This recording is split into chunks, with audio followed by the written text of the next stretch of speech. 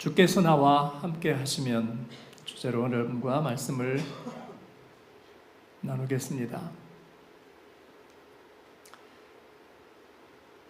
땅 분배에 대한 말씀이 이제 여호수아에서 약간 지루할 만큼 이제 갑니다. 구약성경 큐티를 하는 데에는 그래서 중간중간 고비가 있죠.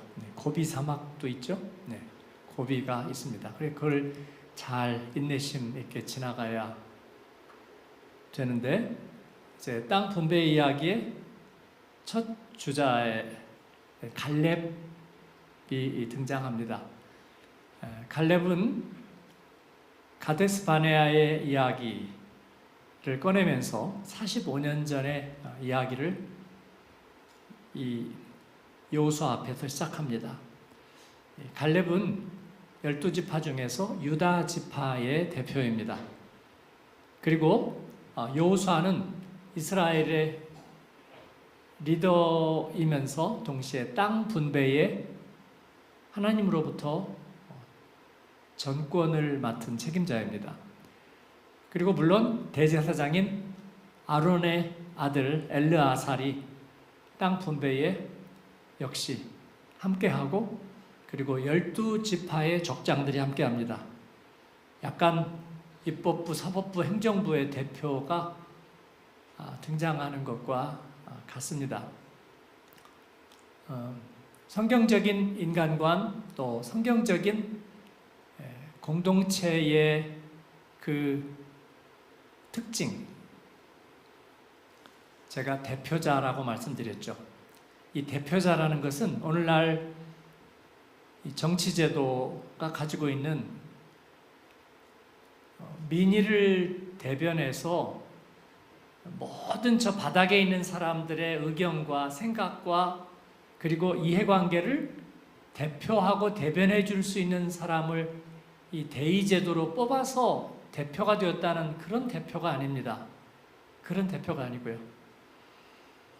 또 이 대표라는 것은 날 때부터 왕의 족보 혈통을 타고 나서 소위 무슨 금수저? 오늘날에 사실은 또 우리 그리스도인에게는 뭐 이 수저론이라는 건 저는 전혀 마음에 안 드는 얘기예요. 그러니까 여러분 그냥 그런 얘기는 하지 않으시는 게 좋을 것 같아요. 우리는 그거 잘 안 맞아요. 그러나 왕정 시대에 세습하는 그 군주제에서 왕의 족보에서 태어났기 때문에 자기들은 대표다. 그런 대표도 아니고요. 또 뭐가 있을까요? 이제 귀족 정치가 있었죠. 귀족들이 대표하는 각 자기들이 가진 직위와 또 영토와 이 모든 것들을 그들이 가지고 있고, 그것들을 그 이해관계를 쥐고 좌지우지하는. 그래서 제가 신구교가 이제 나누기 시작했을 때 그 제후와 군주들이 캐톨릭을 선택할 것인가 개신교를 선택할 것인가에 따라서 그 백성들은 군주를 따른다. 그 원칙이 있었어요. 그래서 그들은 대표자인데 그냥 그들이 군주라는 것, 그들이 귀족이라는 것, 그들이 왕이라는 것 외에 대표자의 의미는 없었고요. 오늘날의 민의의 대표자라고 하는 것도 그냥 백성들이 자기들의 마음에 드는 사람들을, 자기들을 잘 대변해 줄 수 있는 사람을 그냥 뽑아놓으면 그 사람들이 대표자가 되는 거지, 우리가 실제로 겪어보니까 그 대표자가 아니죠. 대표할 만한 모든 것을 그들이 가지고 있는 것이 아니죠. 그래서 농사 짓는 지역에서 대표자가 나오면 추수하고 나면 쌀값 제대로 쳐주라고 머리에 띠띠고 삭발도 하고 단식도 하고 그러면서 투쟁하는 거죠. 왜냐하면 그 사람들을 대변해야 되니까. 공장 지역에서 대표가 된 사람은 역시 산업재해, 또 근로자의 권리, 작업 환경 이런 것 위해서 그들을 대변해야 되는, 그게 대표인 거예요. 성경적인 대표는 이거하고는 완전히 달라요. 완전히 다릅니다. 저희들이 공동체에 대한 이해가 다른 거예요. 이건 뭐냐면 종의 대표예요. 종의 대표. 스페시의 대표예요. 하나님이 주신 진정한 하나님의 생명과 하나님의 성품과 또 하나님과의 교제가 그 사람을 통해서 대표되는, 이것을 한마디로 말하면 하나님의 말씀이 그의 안에 온전히 담겨 있는 사람, 이게 성경이 말하는 대표예요. 그리고 하나님은 그 대표자들을 귀하게 여깁니다. 이게 다시 말해서, 이걸 또 다시 말할 게 있는지 모르겠어요. 근데 세상에서의 대표는 저 밑바닥 사람들을 대표하지 못하면 잘리잖아요. 그 다음에는 안 뽑아준다고. 너희들을 호의호식하고 너희들이 인정받으라고 한 게 아니야. 우리들을 대변하라고 대신 뽑아준 거야. 그래서 국회의원들이 아주 말끝마다 붙이는 말이 뭐예요? 국민의 대표, 국민의 대표. 아주 그 얘기는 다시 말해서 본인들은 아무것도 아니라는 얘기를 꼭 하는 것 같이도 들려요. 그러나 성경은 다릅니다. 성경은 달라요. 그들을 대변하라고 뽑아준 대표가 아니고 하나님의 말씀을 지키라고 뽑아준 대표란 말이에요. 하나님의 말씀을. 그러니까 우리가 이 세상을 잘 대표하고 대변하지 못한 것을 교회 와서 늘 탄식하는 것은 하나님이 정말로 싫어하고 기뻐하지 않는 거예요. 그죠? 우리가 이 세상을 제대로 하지 못해서 하나님 죄송해요, 죄송해요. 그게 아니고요. 그리고 우리가 세상에 대해서 미안하고 부끄러워하고 죄스러워할 것도 아니에요. 우리가 당신들을 위해서 잘하지 못해서 우리가 죄송해요, 죄송해요. 왜냐하면 그렇게 생각하는 그리스도인들이 꽤 있거든요. 시키지도 않은 짓을. 성경의 대표는 네 가지 대표가 있다고 그랬죠. 왕, 선지자, 제사장, 재판관. 이 사람들이 물론 여기에 이제 족장들이 또 들어가지만, 그러나 율법에서 얘기하는 네 가지 대표는 바로 왕, 선지자, 제사장, 그리고 재판관이에요. 근데 그 사람들은 뭐를 대표하냐면 하나님의 언약을 대표해요. 하나님의 언약을.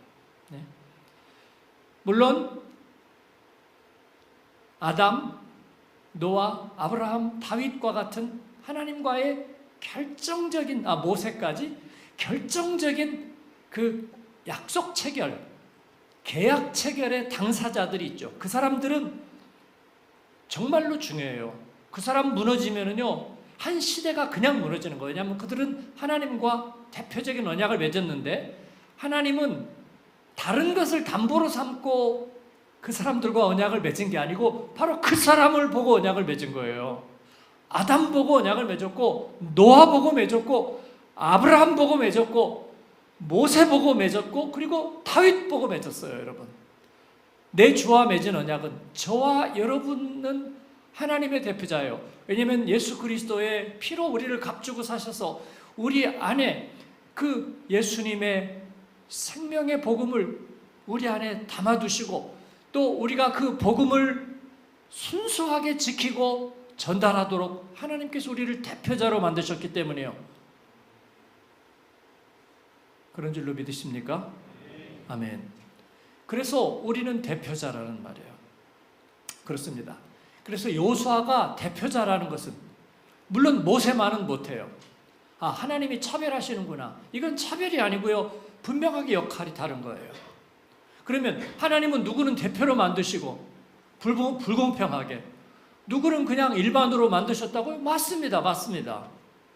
네. 그건 불공평이라고 부르는 게 아니에요. 어떤 분이 성경에 하나님 너무 불공평하대요. 그건 불공평하게 아니죠. 하나님은 상 주시는 하나님이에요. 상 주신다는 말은 다 상 주는 거예요? 선생님들이 그걸 어려워해요. 누가 말씀 잘 암송하고 출석 잘하고 그리고 하나님 보시기에 기쁘시게 하는데 상을 주내는데 그러니까 옆에 애들이 시샘하거나 상처 입을 것 같다는 거예요. 그 옆에 애도 보니까 저 권사님 아들이고 저 집사님 딸인데 그래가지고 이번에 상은 없어. 그냥 전부 박수치고 끝나. 왜냐하면 하나님은 공평하시기 때문에. 하나님을 잘못 아는 거잖아요, 이거는. 그죠? 그걸 두고 제가 사람을 무서워한다는 거예요. 사람을 무서워한다는 거. 그렇지 않습니다. 세상에서는요, 한 명만 상 주고 올해는 상이 없어. 1등 없어. 콩쿠르에 그런 경우도 많죠. 올해는 대상이 없어요. 그랑프리가 없어. 장원이 없다고. 자격이 안 돼. 그래가지고 올해는 퉁쳐. 다음에 뽑을 거야. 그런데 우리가 하나님은 아무에게나 상 주시는 하나님 아닙니다. 하나님을 기쁘시게 해야 되고요. 그거는 편견이나 차별이나 공평하지 못한 것이 아니고 하나님께서 하나님의 기쁨이 되는 이들에게 상 주시는 하나님이시고 그들에게 온전한 대표를 삼으시는 거예요. 그렇습니다. 온전한 생명 DNA 하나 있으면 인류를 다시 새롭게 할 수도 있는 거잖아요. 그렇죠? 그렇습니다. 그래서 저는 대표자임을 자임합니다. 부족하죠. 죄인이었죠. 저주받은 인생이었죠. 그러나 예수 그리스도의 피가 내 안에 계시고 주님의 생명이 우리 안에 계시기 때문에 내가 원튼 원치 않든 나는 대표자예요. 우리 옆에 분에게 한번 얘기해 주세요. 너는이라고 하면 또 부담이 가니까 나는이라고 얘기해서 나는 대표자입니다. 한번 얘기해 주세요. 아직 아니면 아니라고 그러세요. 아직 아니면 아니라고 그러세요. 나는 아직 아니다. 근데 여기에 겸손이고 아니고는 상관없어요. 여러분 의사가 당신은 암이 아닙니다. 그걸 저는 암이 아니에요. 그게 겸손인 거예요? 그냥 사실이에요. 사실. 사실입니다. 내가 암이 아니면 아닌 거지 그게 겸손한 게 아니잖아요. 저 암이에요. 그거 교만해요? 아니죠. 그건 그냥 사실이에요. 그러니까 예수님의 생명이 내 안에 있고 그래서 내가 대표자가 되었다는 거예요. 예수님 생명을. 그 얘기는 뭐냐면요. 이게 배라고 생각해요. 배라고. 그래갖고 우연히 이게 여객선에 이렇게 한 120명이 탔어요. 근데 내가 예수님 온전하게 믿고 복음이 내 안에 있어. 근데 배가 지금 풍랑이 와가지고 이 120명 다 죽어. 그리고 이 사람 하여튼 예를 들어서 오늘 많이도 멋있게 입었습니다. 이 사람 하나 살았어. 다 죽었어. 근데 이 사람 안에 예수님 복음 온전히 있어. 그러면 되는 건 아니에요. 그죠? 되는 것 아니에요. 이 사람이 살아나면 이를 통해서 다시 생명 복음이 쫙 그 예수님의 생명이 다시 이식되면 되는 거잖아요. 그런 점에서 대표자예요. 대표자. 이 사람의 씨가 왕성해. 그래가지고 얼마든지 다시 노아의 홍수 때 하나님께서 그 배에 태운 그 사람들 노아와 그 세 아들과 그리고 그 배에 태운 사람들 그들을 통해서 하나님은 다시 새 세상을 만드시기에 충분하세요. 한 분 예수 그리스도를 통해서 은혜의 왕노릇하기에 충분하시다.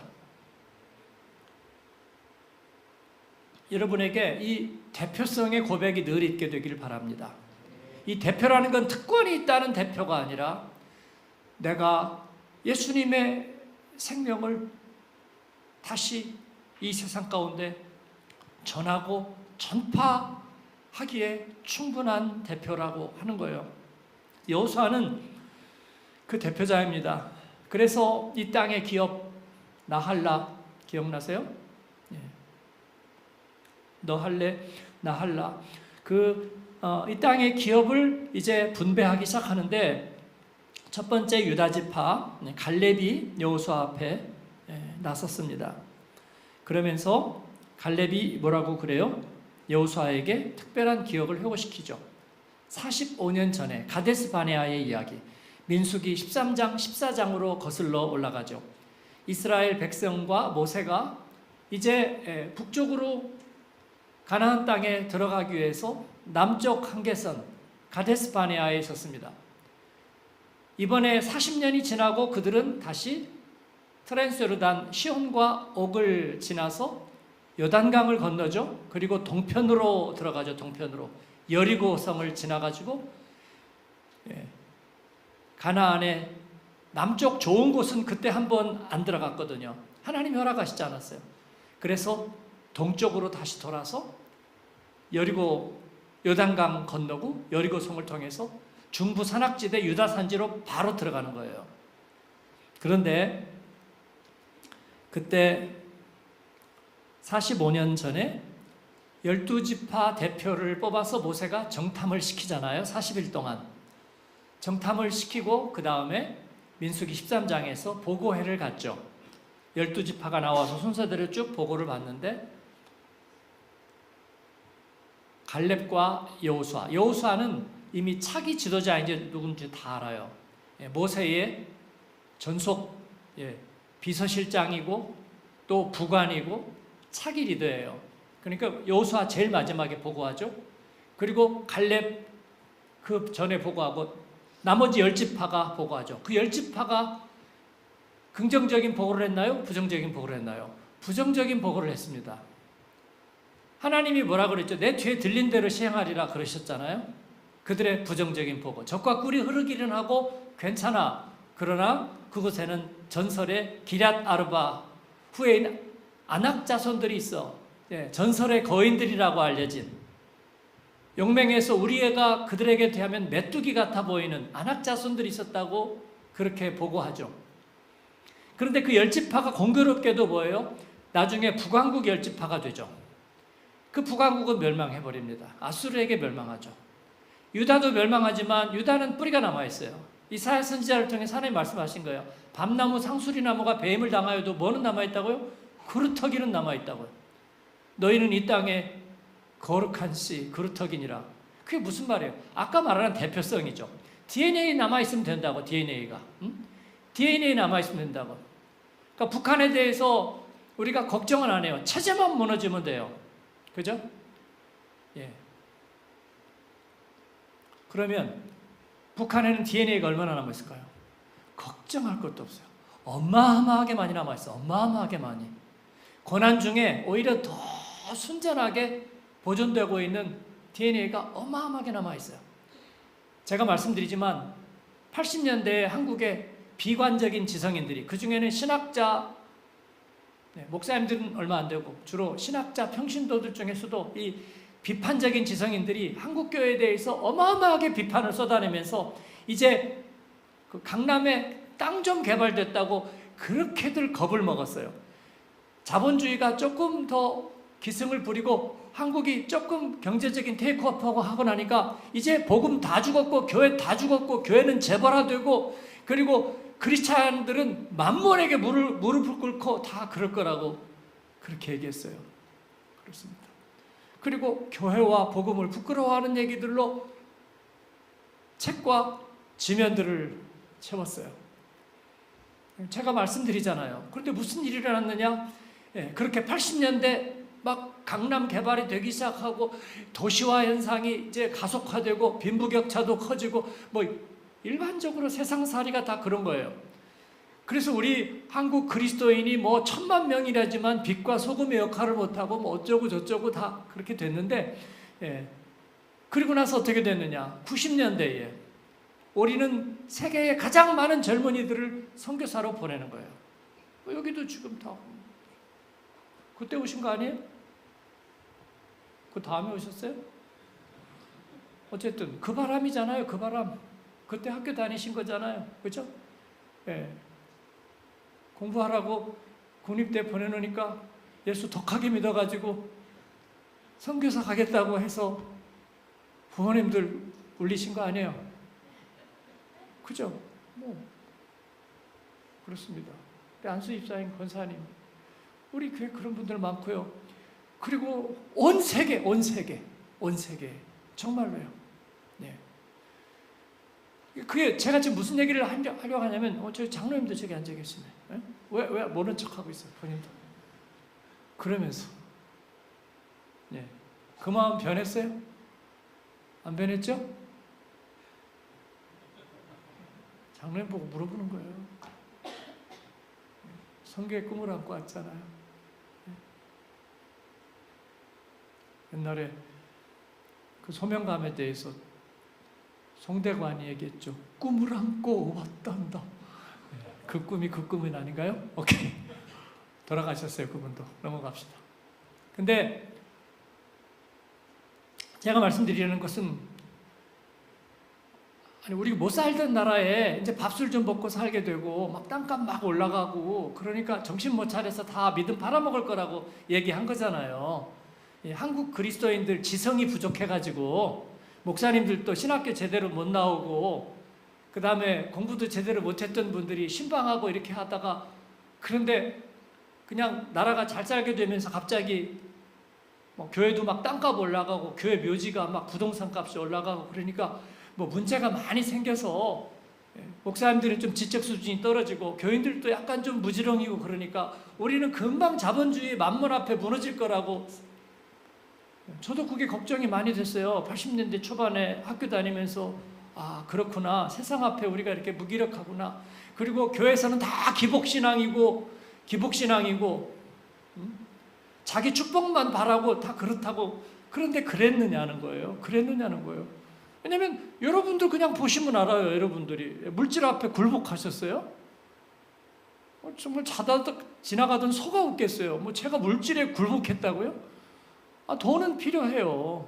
하지만 제가 물질에 굴복한 것 같지 않아요? 우리 어머니 아버지, 예수 믿고 평생 사셨는데 물질에 굴복했어요?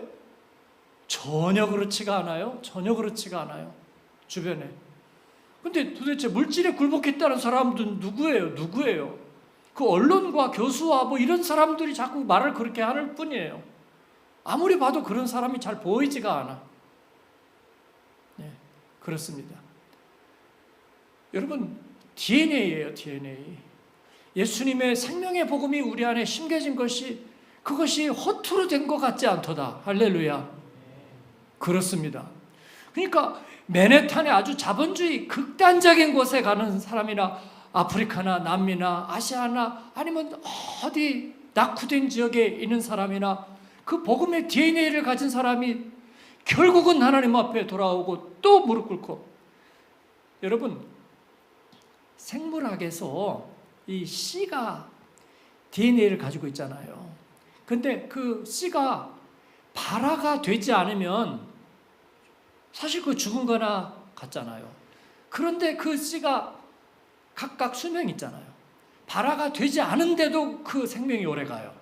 그죠? 완전히 이게 죽었다고 판명되기 전까지는 그거 다시 심으면 또 난다고요. 일정한 발화의 조건만 다시 충족시켜주면 자라나는데, 제가 그게 궁금했어요. 이게 제가 전공이 아니니까 생명이 자라나는데 바로 무리를 주어야 하는지, 바로 햇빛이 주어져야 하는지, 바로 이 광합성이 일어나야 되는지. 근데 그게 필요 없어요. 이 씨 안에는 이미 그 안에 일정 부분 싹이 틔우고 자라날 때까지 버틸 수 있는 영양분, 그리고 발화할 수 있는 힘, 능력, 이게 이미 씨앗 안에 다 주어져 있는 거예요. 뿐만 아니라 이제 광합성이 일어나고 뿌리를 통해서 무기물과 수분들이 습취되기 시작하고 햇빛이 비추기 시작해서 그 두 가지가 광합성을 이뤄내기 시작하면 그 DNA를 통해서 정말 미친 듯이 성장하는 힘이 그 안에 있는 거예요. 여러분, 복음 안에 담겨져 있는 힘이 그런 거예요. 내가 믿기 나름, 내가 철학기도도 하고 뭣도 하고 사랑을 실천하고 말씀대로 살아가기 위해서 어마어마하게 애를 쓰는 사람만이 열매를 맺고, 그렇지 못하고 물질에게 굴복하고 뭐가 시련이 맞고 그러면 풍비박산이 나는 게 복음이 아니라 그 말이에요. 예? 그렇습니다. 그래서 복음의 능력이 그렇다는 거예요. 갈렙은 무슨 일이 있었느냐? 45년 전에 하나님 앞에 정탐을 성실하게 했어요. 그리고 나서 보고를 했는데 그 앞선 10지파가 이거는 우리가 할 수 있는 일이 아니다, 부정적인 보고를 했잖아요. 그리고 그들은 고스란히 나중에 가나안 땅에 들어가고 그 10지파는 12지파 안에 묶여가지고 결국 이스라엘이 됐습니다. 언제까지요? 다윗과 솔로몬 때까지는. 그리고 그 아들 솔로몬의 아들 르호보암 때부터 나라가 갈라지잖아요. 교회가 갈라진다네. 나라가 갈라져가지고 북왕국은 여로보암을 왕으로 추대하고 자기 여로보암의 길을 가는데 그게 바로 그 10지파인 거예요. 그리고 10지파는 우상을 숭배하다가 아수르에게 지죠. 그러니까 그들이 가데스 바네아에서 부정한 것은 뭐를 부정한 거예요? 하나님의 약속과 말씀을 부정한 거예요. 하나님의 약속과 말씀을 부정했어요. 그러니까 그 씨앗을 버린 거예요. 씨앗을 버려. 그리고 그것이 결국 나중에 그들의 운명을 가르잖아요. 그때 갈렙이 여호수아보다 갈렙이 먼저 발언했습니다. 근데 만약에 갈렙도 거기에서 10지파 따라갔으면 여호수아가 어떻게 됐을지도 모르겠어요. 그냥 나홀로 지배 버전이잖아요. 그래도 물론 여호수아가 순종했으리라고 믿습니다. 그래도 위험했어요. 갈렙이 넘어가 버렸다면. 그때 갈렙이 뭐라고 얘기했느냐면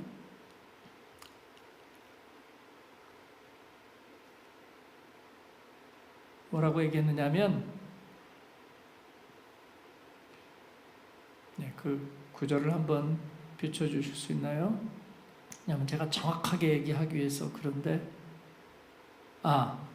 갈렙이 일어나서 그 10지파가 보고를 하고 아직 여호수아 말도 안 끝냈어요. 근데 갈렙이 그 상황을 보니까 10지파가 우리가 이길 수 없다라고 말하는데 백성들은 보니까 벌써 눈이 맞았어요. 마음이 간담이 녹았고 대세가 넘어간 게 뻔히 보여요. 금방 알잖아요.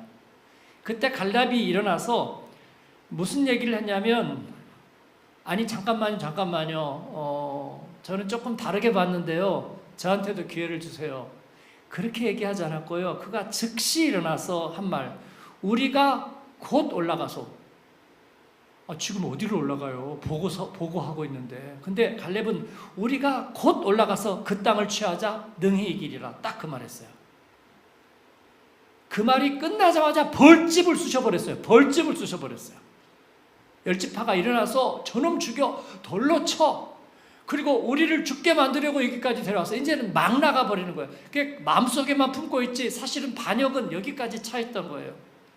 근데 갈렙이 거기서 아니 잠깐만요. 그렇게만 생각할 게 아니고 우리가 조금 더 캄다운 조금 정신 차리고 우리 한번 저녁내 한번 잘 얘기를 해봅시다. 다른 식으로 볼 수도 있잖아요. 또 기회를 볼 수도 있잖아요. 그렇게 얘기할 수도 있었겠지만 그런 상황은 아니었다는 거예요. 그래서 갈렙은 일어나서 우리가 곧 올라가서 그 땅을 취하자 능히 이기리라. 그렇게 얘기해 버렸습니다. 그랬더니 백성들은 난리 났고요. 그때 여호수아가 정신 차렸다고 그랬죠. 제가 한밤교회 새벽기도 때 기도하다가 하나님이 저에게 보여주신 환상, 그 환상이라고 그랬고요. 그래서 제가 그거를 잘 아는 거예요. 여호수아의 얼굴이 창백하게 되었었다. 제가 본 환상에는 그렇게 나와요. 갈렙이 그 10지파의 보고를 듣고 큰일 났다 하고 마음이 툭 떨어져서 제일 먼저 여호수아의 얼굴을 이렇게 보는데 여호수아가 아주 밀랍처럼 얼굴이 하얗게 창백하게 되어 있는, 자기는 지도자인데 10대2 이걸 뒤집을 수 있는 게 아니잖아요. 뒤집을 수 있는 게 뭐 3대2 이건 어떻게 한번 해보겠다. 그러나 10대2 이건 뒤집을 수 있는 숫자가 아니잖아요. 여호수아의 얼굴이 창백하게 질린 모습을 보면서 갈렙이 눈을 감고 생각한 것은 뭘까요? 어떻게 이 묘수를 뒤집을까? 이거는 알파고가 와도 못 뒤집어. 그러나 그가 붙잡은 것은 말씀이죠. 하나님의 약속의 말씀. 왜냐하면 그는 그에게 이 사람들을 설득시키고 대변하라는 게 아니라 하나님의 약속을 지키라는 거잖아요. 그렇습니다. 그래서 그때 저는 그 새벽에 하나님이 저에게 이 비전을 보여주신 이유는 뭐냐면, 우리 예배당도 없고 한마음교회 한글로 붙여놓은 간판도 없었어요. 간판도 없었습니다. 평일에는 우리가 들어가서 있을 공간도 없고 사무실도 없었고 예배 시간만 딱 빌려서 쓰는 교회에 앉아있는, 그리고 새벽 기도 때 사람 다 나가고 제 안에 저 뒤에 어딘가에, 그리고 저 앞에 앉아서 기도하고 있는 우리에게 무슨 힘이 있어요? 그러나 하나님께서 그 비전을 보여주실 때에는 여호수아의 마음을 돌려놓아라. 저에게 메시지가 선명했어요. 여호수아는 저에게 한국의 모교회, 우리에게 복음을 전해준 모교회들, 그 모교회가 이 세상 풍조에 흔들리고 안악자손 앞에서 흔들리고 열지파의 보고 앞에서 흔들리는데 그들의 마음을 돌려놓아라. 저희 교회 비전 중에 한국교회에 피드백하게 하소서는 바로 그 말씀인 줄로 믿어요. 믿는 게 아니라 그 말씀이에요. 하나님은 갈렙을 통해서 그 일을 하신 거예요. 그리고 나서 하나님이 모세를 따로 만나가지고 얘기합니다. 오직 내 종 갈렙은 그들과 마음이 달라서. 미리 앞당겨서 한번 볼까요? 민수기 14장 24절. 예. 같이 한번 읽겠습니다. 그러나 내 종 갈렙은 그 마음이 그들과 달라서 나를 온전히 따랐은즉 그가 갔던 땅으로 내가 그를 인도하여 드리리 그의 자손이 그 땅을 차지하리라. 아멘. 이전 개역 성경에는 뭐라고 되어 있냐면, 그러나 오직 내 종 갈렙은, 오직이라고 그랬어요. 오직을 뺐어요. 왜 뺐을까요? 아마 성경 번역한 분들이 여호수아가 걸려서 뺀 것 같아요. 여호수아가 걸려서. 예. 약간 여호수아 디스? 예. 근데 저는 오직이라는 말 그냥 귀에 잘 들어오지 않았어요. 근데 하나님이 저에게 주신 환상에서는 여호수아가 흔들리는 모습을 보고, 그리고 갈렙이 일어나서 그 얘기를 하면서 여호수아가 다시 각성되는, 그리고 두 사람이 같이 일어나서 그 다음에는 같이 일어나죠. 하나님이 우리를 기뻐하시면 우리가 그 땅을 차지하리라. 하나님을 노엽게 하지 말라. 그렇게 여호수아와 갈렙이 같이 외치고, 그리고 갈렙은 뒤로 빠져요. 45년 동안 침묵이에요. 왜냐하면 그는 리더가 아니거든요. 여호수아가 리더고 여호수아가 책임자예요. 그래서 갈렙은 다시 뒤로 빠지는데, 근데 14장에 보면 바로 저기서 하나님이 저기 모세에게 하시는 말씀이에요. 오직 내 종 갈렙은 그 마음이 그들과 달라서 나를 온전히 따랐다. 하나님이 그 중심을 보시거든요. 중심을 봐. 하나님은요, 중심 있는 사람 하나 보면 끝이에요. 한국 교회가, 미국 교회가, 무슨 싱가포르의 교회가 10,000명 모이는 교회가, 20,000명 모이는 교회가 무슨 일을 하고 안 하고 하다가 무너지고, 그게 중요한 것이 아니라 저와 여러분 가운데 마음이 온전하게 주님을 따르는 사람 하나 있으면 된단 말이에요. 그래서 하나님은 갈렙은 그들과 마음이 달라서 난 온전히 따랐다. 온전히 따랐다는 말은 어려운 게 하나도 없어요. 그냥 wholeheart예요. wholehearted. 그냥 마음 하나로 나를 꽉 채웠어. 그가 갔던 땅으로 내가 그를 인도하여 드리리라. 그렇게 말씀하시는 거예요. 근데 갈렙이 모세를 통해서 이 말을 듣잖아요. 이 말을 들었어요. 그리고 45년을 이 말씀을 지킨 거예요. 그 전에도 갈렙은 하나님의 말씀을 마음에 담고 지켰습니다. 약속의 땅, 젖과 흐리는 땅, 아모리 사람들의 땅, 일곱 족속의 땅, 하나님께서 그 땅을 너에게 주시리라. 그 약속의 말씀을 다 들었죠. 그런데 갈렙은 마음에 새겼고, 그리고 저 말씀은 하나님이 주시는 축복의 말씀이에요. 그래서 이 말씀을 새기고 있었던 거예요. 여러분은 45년 전의 일에 어떤 것들을 마음에 두겠습니까? 세월이 지나면서.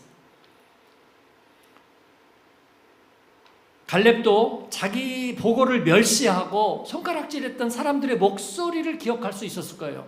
그런 거는 트라우마라고 그럽니다. 그런데 그가 그 트라우마에 휘달렸다면 그는 진작에 늙어버렸을 거예요. 마음이 왔다 갔다 갔다 왔다 하면서 늙어버렸고 힘을 잃어버렸을 거예요.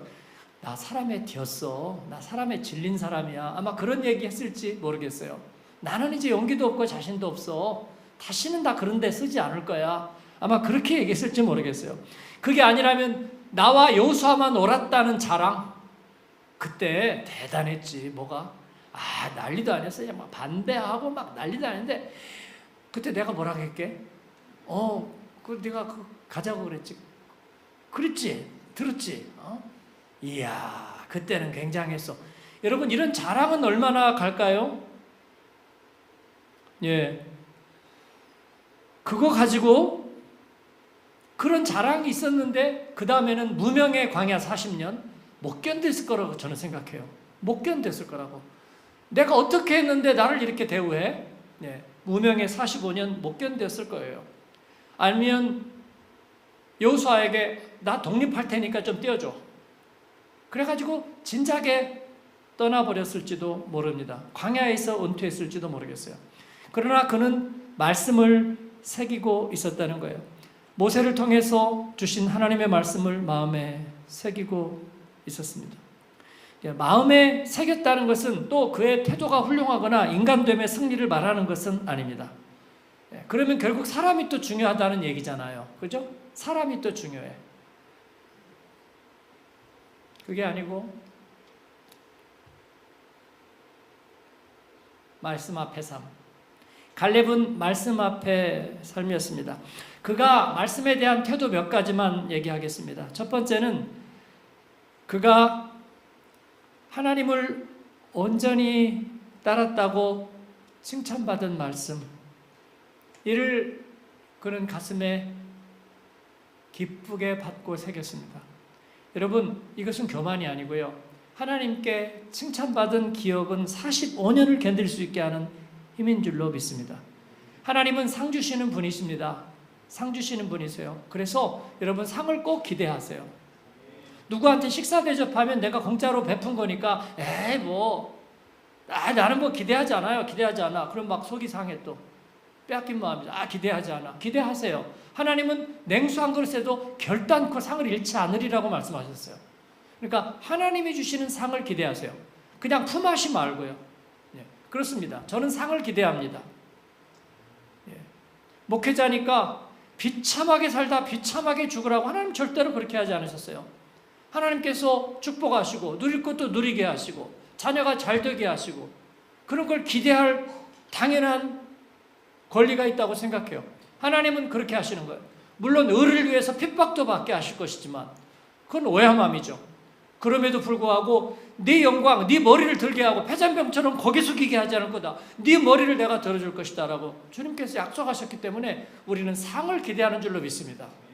그래서 갈렙은 상을 기대하고 그리고 하나님의 칭찬을 기쁘게 받는 45년을 보냈어요. 두 번째, 네가 밟는 땅을 너와 내 자손에게 기업으로 주리라 한 말씀을 그는 새겼습니다. 그리고 그런데 그가 내가 밟는 땅을 너와 내 자손에게 기업으로 주리라. 그 말씀은 사실은 추상적인 말씀이에요. 그래서 저는 이 여호수아에 있는 이 말씀을 보면서는 항상 이 산지를 내게 주셔서 유명한 말씀이잖아요. 근데 왜 이 산지가 뭐지? 이 산지가? 왜냐하면 하나님이 그냥 네가 밟는 땅을 주리라 그랬잖아요. 그래서 가나안 땅에 들어가면 네가 어디든지 가면 내가 너에게 줄 거야. 그런 얘기인 줄 알았어요. 그런데 갈렙이 지금 얘기한 것은 주께서 그날에 말씀하신 이 산지를 내게 주소서라고 했잖아요. 주께서 그날에 말씀하신 바로 그 땅을 내게 달라고요. 그 땅을 위해서 내가 45년을 준비해왔다고 얘기를 하는 거예요. 그러니까 여호수아가 거절을 못하잖아요.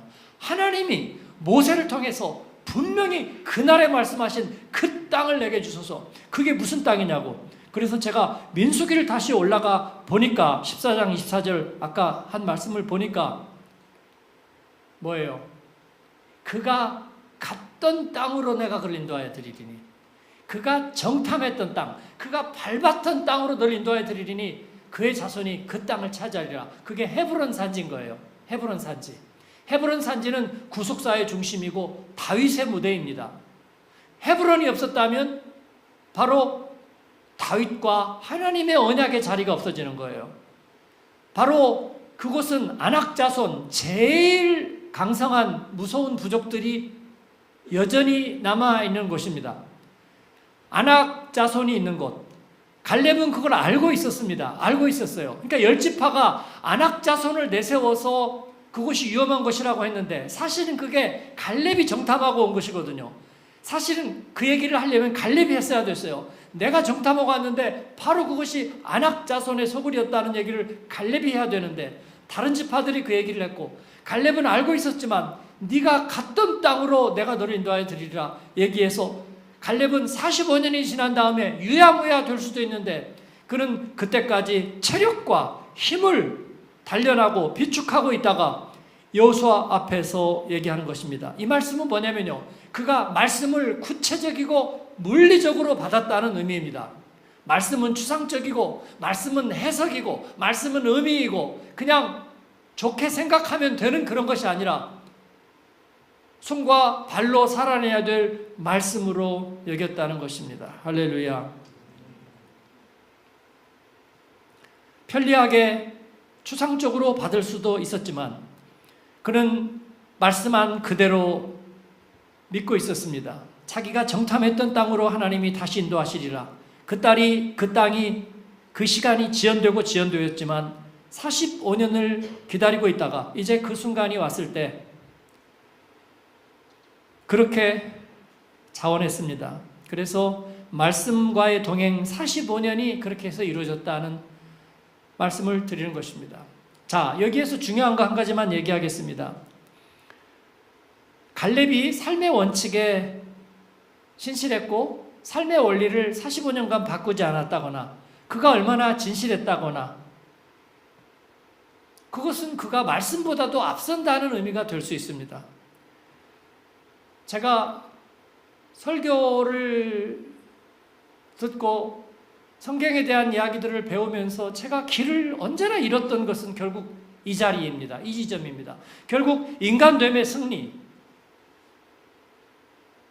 라고 하는 것에서, 그러니까 성경 인물에 대해서 얘기를 하거나 뭐 다윗의 얘기를 하거나 누구를 얘기를 하든지 간에 결국은 인간됨의 승리, 성품의 승리를 얘기하면서 우리는 길을 잃었어요. 그러면 복음은 뭐 하는 거지?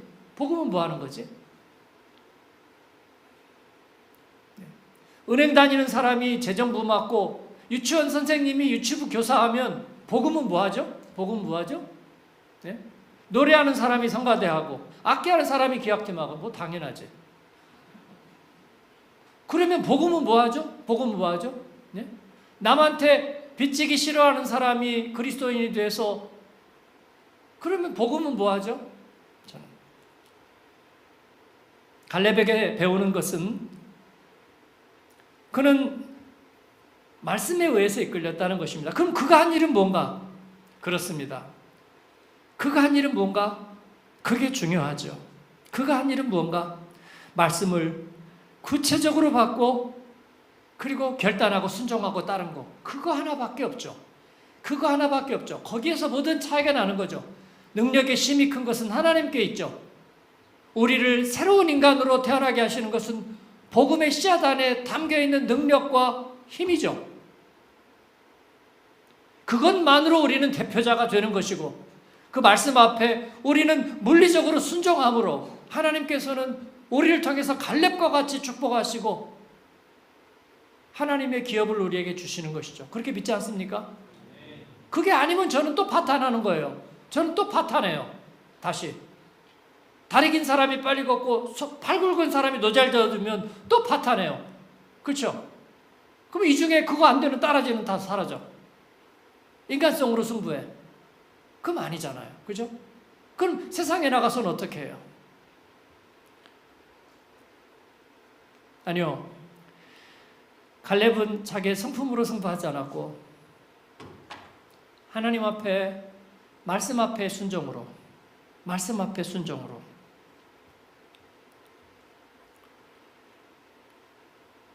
말씀을 맺습니다. 곧 올라가서 그 땅을 취하자. 이것은 갈렙이 45년 전에 처음으로 했던 이야기입니다. 그건 45년 지나고서도 유효하고 그리고 1300년이 지난 지금에도 유효합니다. 사랑하는 여러분, 오늘 그리스도인들은 세상 사람들을 두려워합니다. 뭘 두려워하냐면 그들의 신앙적인 무심함을 두려워해요. 관심 없어. 네가 교회 다니든 안 다니든 관심 없어. 네가 뭘 믿든지 관심 없어. 그걸 두려워합니다. 그들이 무관심하는 것을 두려워해요. 그리고 자기의 믿음을 부끄러워하고 보잘것없다고 감추려고 합니다. 그들은 관심도 안 보이는데 그들의 무관심이 두려워서 감추려고 합니다. 그리고 무신론의 도전이 자기 앞에 다가올까 두려워합니다. 그들은 안악자손이에요. 안악자손이 지금 이스라엘 보지도 않았어요. 맞서지도 않았어요. 그런데도 미리 두려워합니다. 그리고 그들이 우리를 먹을 거라고 허장성세를 떠는 거예요. 그때 이스라엘 사람들처럼 아예 싸우려고 하지도 않는 것입니다. 그래서 그들은 싸우지도 않고 이기는 겁니다. 세상 사람들은 우리에게 싸우지도 않고 그리스도인을 지배하는 겁니다. 약점을 주고 있다고 생각합니다. 웃기지 않습니까? 베푸는 사람이 인색한 사람에게 약점이 잡혀 있습니다.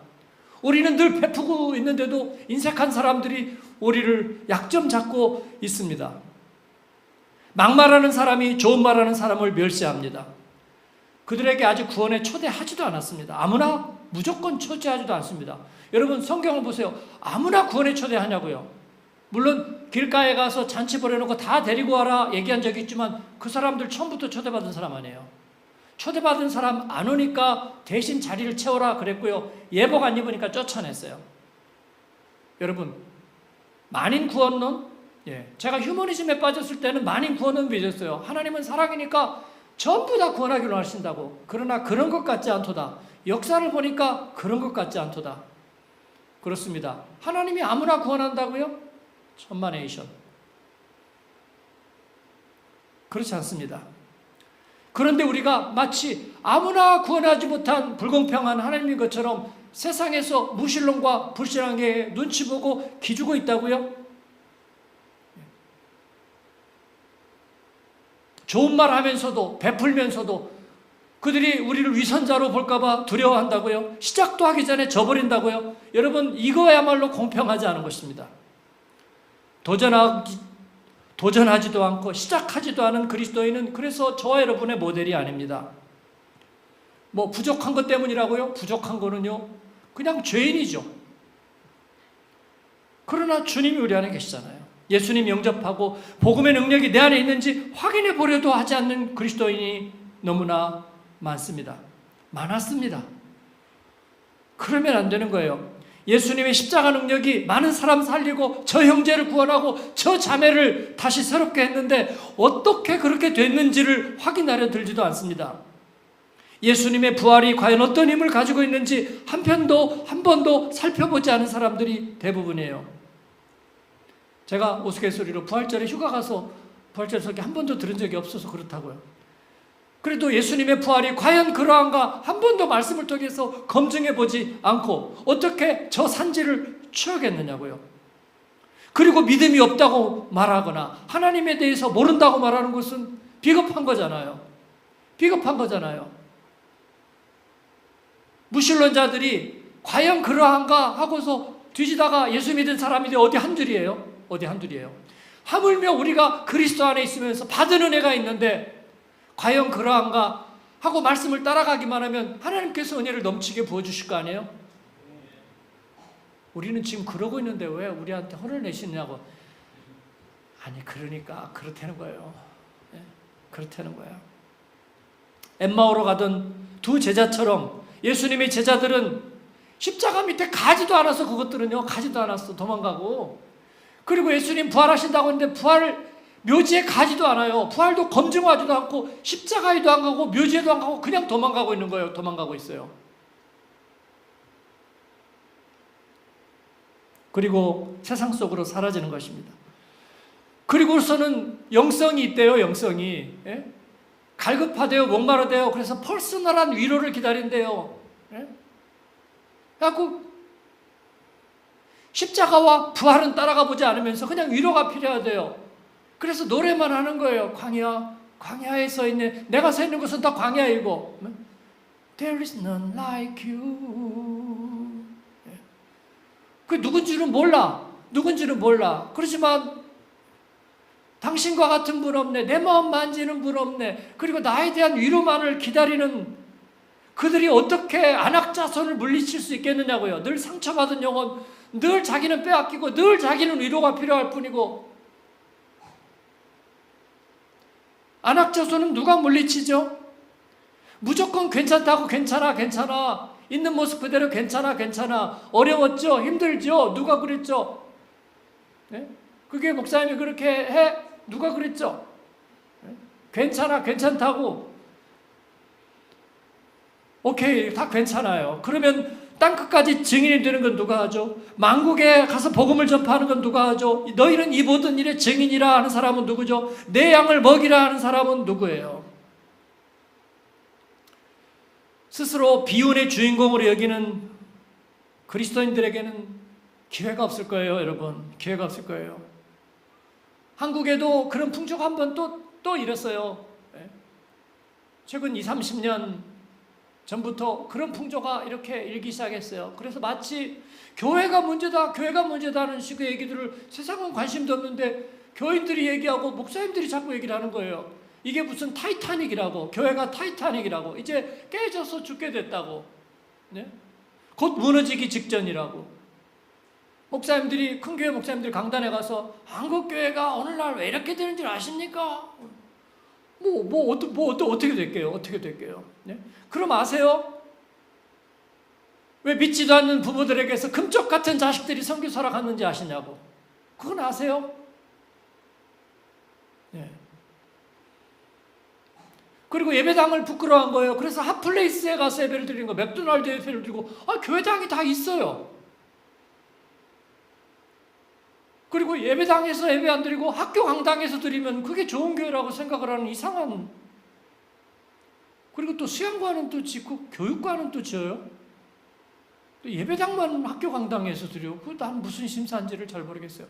왜 부끄러워해요, 예배당을? 왜 부끄러워해요? 그리고 가우디 성당은 비싼 돈 들여서 놀러 가요. 예? 아마 조 단위 돈은 들어갔을 가우디 성당은 구경하러 가면서 예배당은 부끄러워하고 학교에서 예배를 드리고 무슨 카페에서 드리고 그 다음에 핫플레이스 또 어디예요? 플라자 호텔 무슨 홀에서 드리고.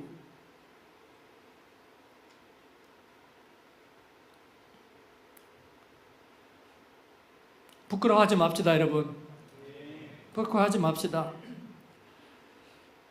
전쟁도 질병도 죽음도 아직 싸워보지도 않았잖아요.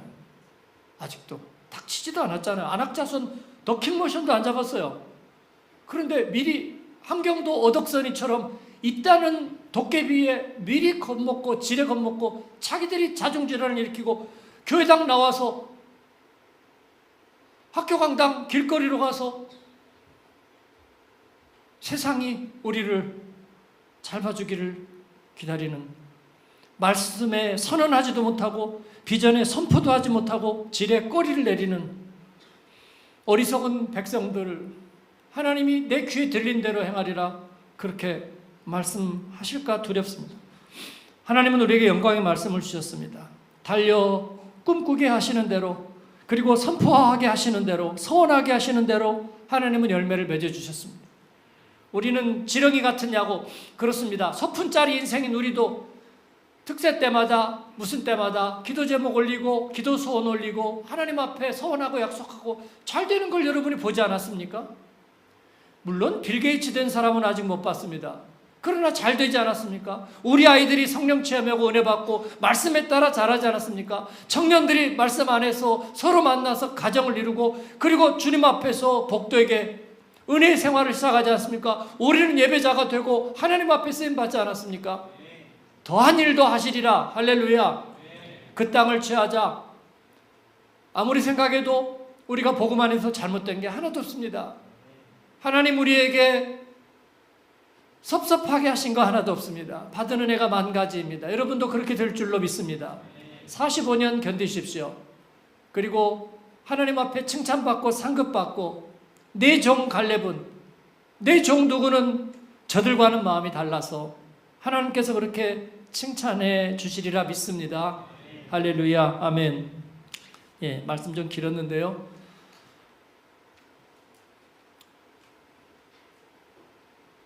우리가 갈렙의 길을 가기 위해서입니다. 여호수아의 길을 가기 위해서이고, 하나님 이 세상 속에서 하나님 앞에 온전한 대표자로 서기 위해서이고, 하나님, 내가 믿는 하나님이 누구냐? 우리 귀에 속삭이고 참소하는, 우리 귀에 덕약을 붓는 하나님, 원수 마귀의 괴계에 하나님 우리가 조금도 흔들리지 아니하고, 질병과 죽음이 우리를 다시 고발하려 들어도 흔들리지 아니하고 하나님 말씀 위에 서겠습니다. 나와 내 집은 여호와를 섬기겠습니다. 우리는 진실한 예배자와 하나님 앞에 물리적인 말씀의 담지자가 되고 말씀을 지키는 자가 되고 말씀의 수호자가 되겠습니다. 하나님 그렇게 축복해 주옵소서. 우리 오른손 들고 주여 한번 부르고 기도하겠습니다. 주여.